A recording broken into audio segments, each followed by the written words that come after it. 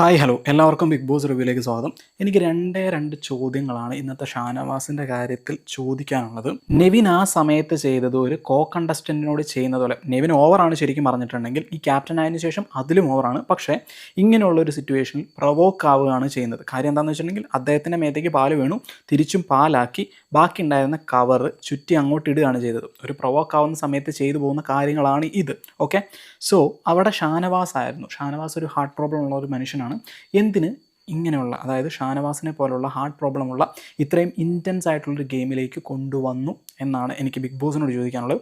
രണ്ടാമത്തെ ചോദ്യം അനുമോളിനോട് ചോദിക്കാനുള്ളതാണ്. വീക്കെൻഡ് എപ്പിസോഡിൽ ലാലേട്ടൻ ഇത് ചോദിച്ചേ തീരൂ. ഇത് നിങ്ങൾ കാണുന്നവരാരെങ്കിലും ഈ ബിഗ് ബോസിനുമായിട്ട് ബന്ധപ്പെട്ട് ഇരിക്കുന്നവരാണെങ്കിൽ ഇത് ചോദിക്കാൻ പറയണം. ഷാനവാസ്ക അവിടെ വീണ് കിടക്കുകയാണ്, ഹാർട്ട് പ്രോബ്ലം കൊണ്ട് വീണ് കിടക്കുകയാണ്. പുള്ളിക്കാരന് വയ്യ എന്ന് പറയുന്നതുമുണ്ട്. ഓക്കെ, അപ്പം അവിടെ എടുത്തുകൊണ്ട് പോകാൻ അവിടെ ആകെ ഷാനവാസിനെ പോലുള്ള ഒരാളെ അതായത് പൊക്കണമെങ്കിൽ അവിടെ ഒന്നല്ലെങ്കിൽ അക്ബർ വേണം. അനീഷിനൊന്നും പറ്റില്ല. പിന്നെ നമ്മുടെ സാബുമാനാണെങ്കിലും പറ്റുന്നുണ്ടായിരുന്നില്ല. പിന്നെ ഉള്ളത് നമ്മുടെ ആര്യനുമാണ്.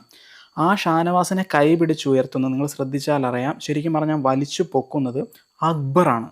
ഓക്കെ, അക്ബർ എങ്ങനെയെങ്കിലും ആദ്യം അക്ബറുടെ ധാരണ എന്താണെന്ന് വെച്ചിട്ടുണ്ടെങ്കിൽ ഇത് അഭിനയമാണ് എന്നാണ്. പക്ഷേ പിന്നെയാണ് നമ്മളൊരു പെട്ടെന്നൊരു സീൻ കാണുമ്പോൾ അത് അഭിനയമാണ് എന്നുള്ള രീതിയിൽ പറഞ്ഞിട്ട് പിന്നെയാണ് മനസ്സിലാകുന്നത് അതിൻ്റെ ഇൻറ്റൻസിറ്റി.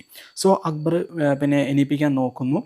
എണീപ്പിച്ച് കൊണ്ടുപോകുന്ന സമയത്ത് അനുമോൾക്ക് എന്തിൻ്റെ ഭ്രാന്താണ് എന്ന് എനിക്ക് മനസ്സിലാവുന്നില്ല.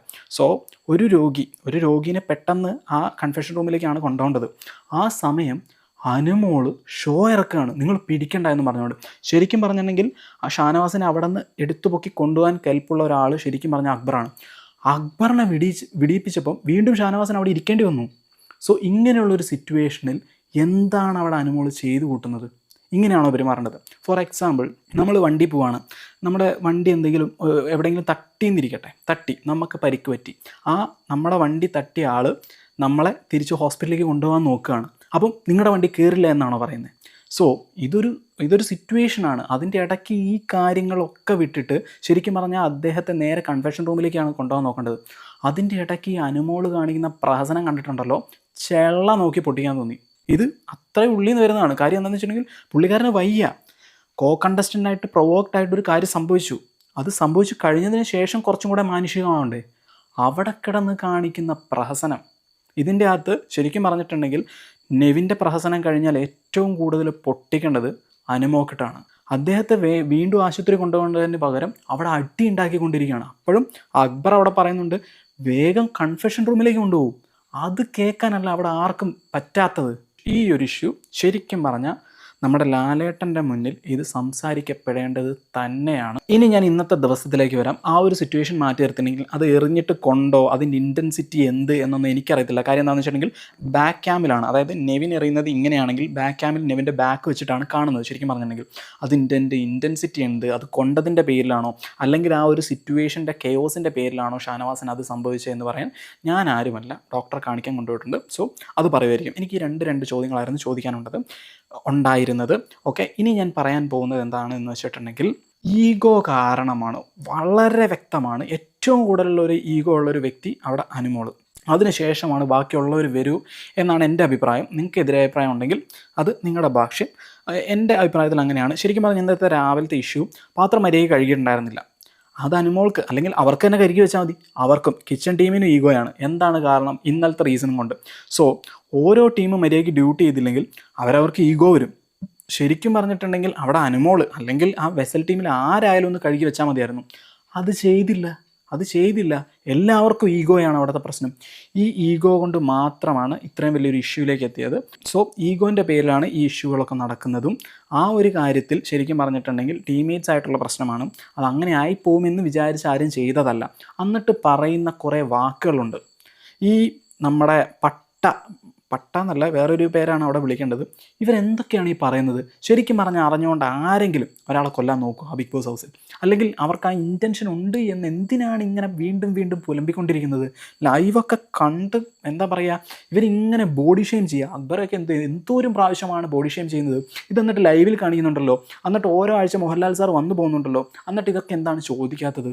സോ അങ്ങനെയുള്ള കാര്യങ്ങൾ, വ്രണപ്പെടുത്തുന്ന കാര്യങ്ങൾ ഇങ്ങനെ പറഞ്ഞുകൊണ്ടിരിക്കുകയാണ് പട്ടാ ഗേൾസ്.